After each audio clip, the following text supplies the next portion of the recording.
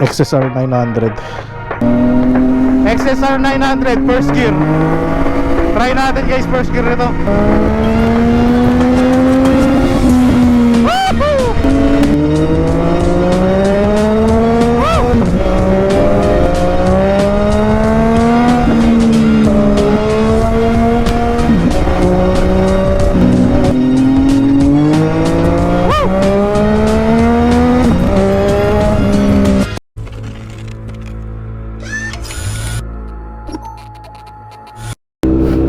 So what is up guys, Timor Vlog here nga pala. Yes, we are back again for another video guys. Shish! Yes, we are back guys. So for today's video is wala, tambay tayo. Di tayo nakasama sa ride ng Auto Bros kanina. Wala kaya may breakfast ride sana kami ngayon sa sa Clark. Kaso ang nangyari is wala. Bali sumundo tayo nung madaling araw sa kapatid natin dyan sa UST. My God. Hindi nakasama tuloy sa ride. Todo pa inggit ni Kyle, ni boss pare. Ulit ka boss pare ah. Babawi ako sa'yo, tignan mo ha. Sarap-sarap na ride nila yan. Siyempre shoutout sa grupo natin na Auto Bros. Dahil kasama natin pala si Jua. Kasi natin tong kasama natin si Jua ngayon. Kami na lang magkasama. Siyempre tambike lang kami.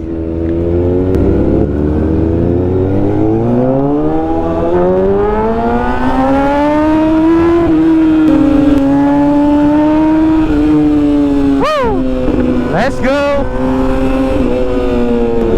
So yan, short ride na naman tayo. Dahil di tayo nakasama sa ride.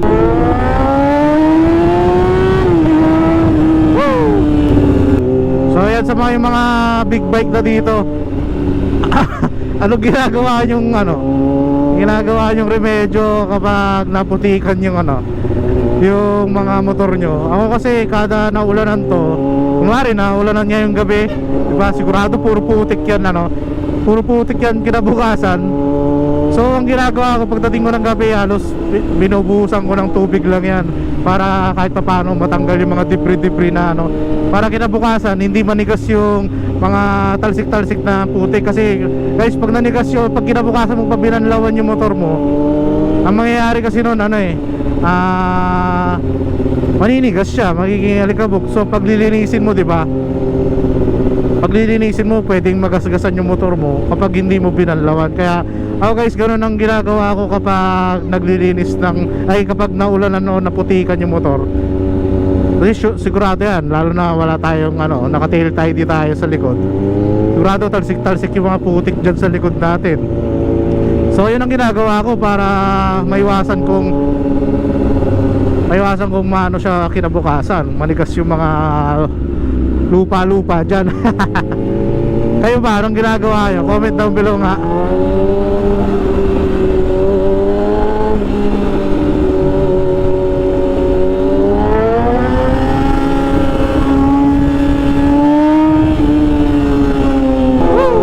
Kasi mahirap na ngayon, tagulan na. My God.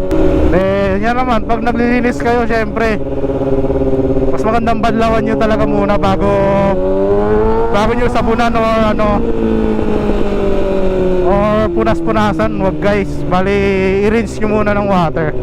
Suggest lang para sa susunod, baka iba yung pag-application, iba pag-apply nyo, pag-carwash nyo, diba? At least kung mapanood nyo to, at least may suggest man lang ako sa'yo at matry nyo kung okay din ba sa inyo para maiwasan nyo yung gas-gas. Kasi ako, napaka maharte ko sa gas-gas. Nako, let's go.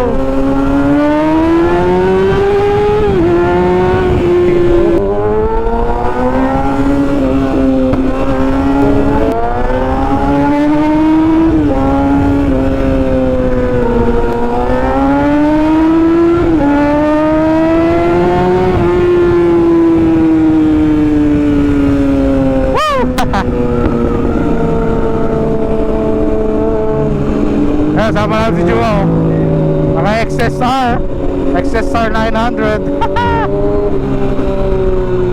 Dami motor tong batang to eh. Dito. Dito na.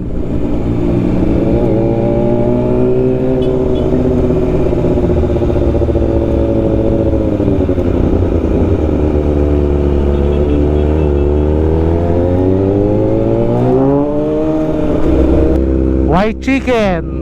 Wow, opening ng white chicken ngayon, no?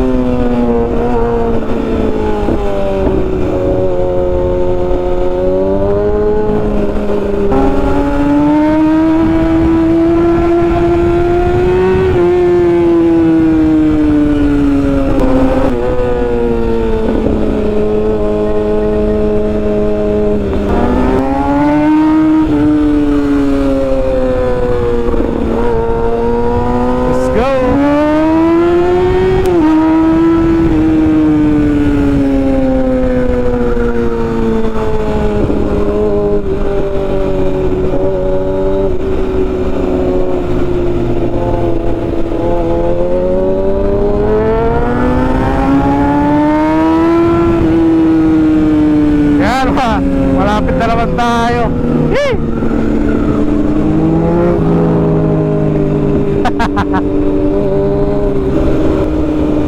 Okay, touchdown na naman. Switch mo nga ulit. Switch mo ulit.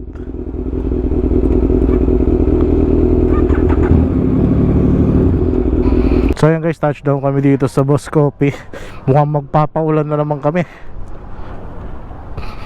Lobat na ako. Lobat sa battery. So ayan guys, XSR XSR 900 yung Yamaha. So ayan guys, dito muna kami. XSR 900. Pogi niyan boy. Yan, tara bigyan natin ng ano, montage. Off the hook, man, I just woke up. Turn it off and start the day. Easy to it, hold up. Haven't got the pot hot yet, I need to post up. Get a little sun on my face before I start the day. I just need to meditate. Best believe I'm gonna make moves with it, but I take time, won't reciprocate. Sipping juice, keeping it in tune when I levitate. And I know that it's time to strike.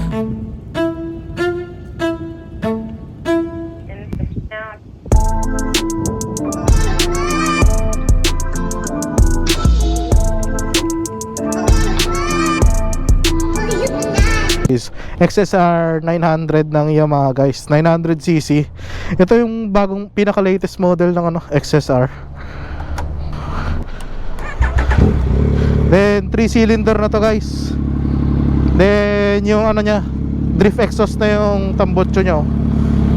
Makikita nyo. Yan, drift exhaust. Then 3 cylinder siya guys. So yan, test drive natin to. So guys, ano na to, quick shift and auto flip na to. Kaya nyo guys, di tayo magka-clutch.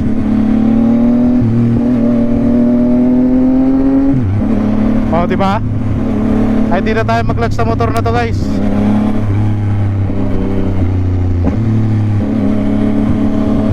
Then macho yung tunog nito, wala kaya. XSR 900 first gear. Try natin guys, first gear nito.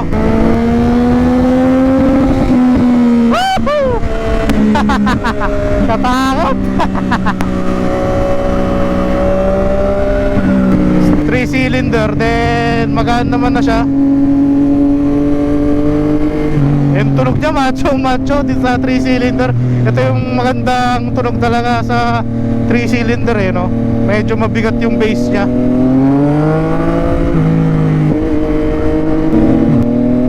Tara, taas tayo.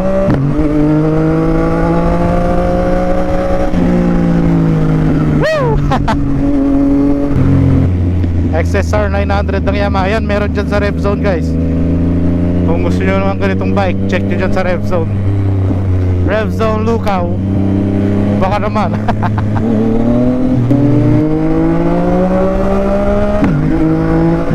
Nakakagulat yung cambio nito.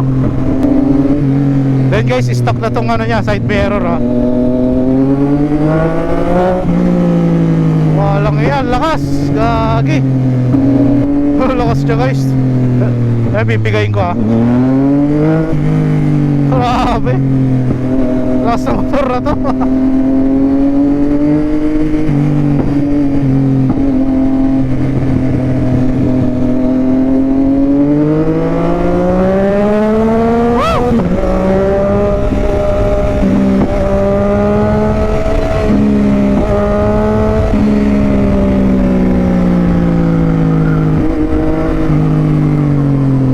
Ganda rin ng braking nito, ha.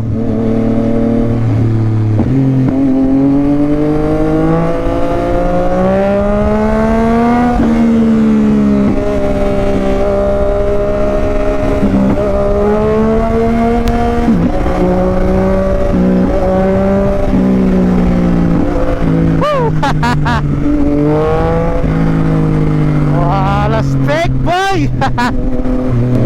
Sigang-siga ka talaga sa motor na to, eh, no?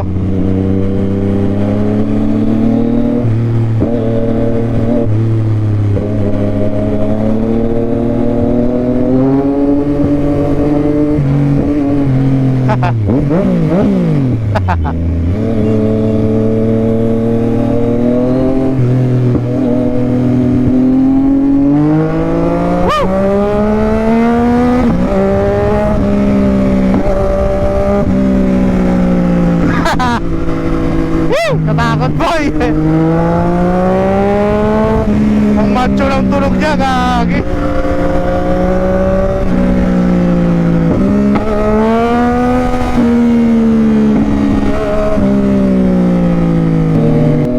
So ayan guys, konting silip lang naman yan dito. Syempre, alam nyo naman sa channel ko, puro lang tayo pasilip ng mga motor. Pero iba tong isa na to ngayon na nahawakan natin.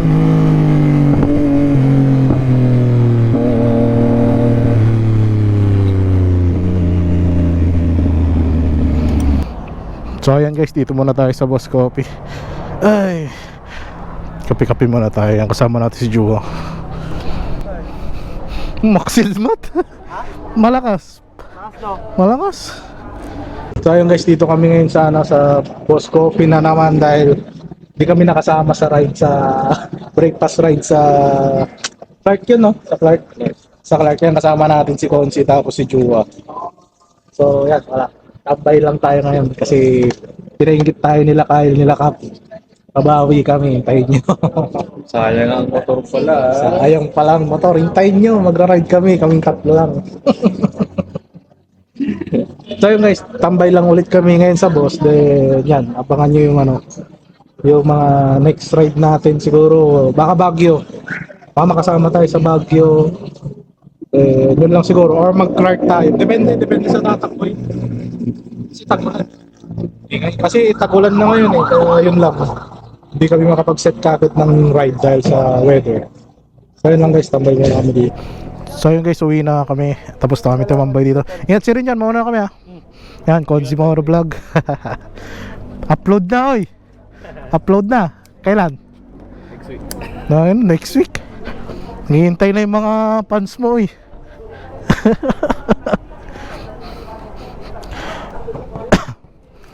Tara. So yun guys, tapos na kaming tumambay dito sa Boss Coffee. Uwian na kami. Ingat dyan, ingat. So ayun guys, uwian na tayo. Tapos na naman tayo tumambay ngayong araw.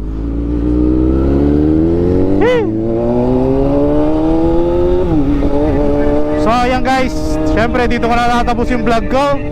Pauwi naman na kami. Team Oro Vlog, I'm out guys. See you next vlog. Bye bye.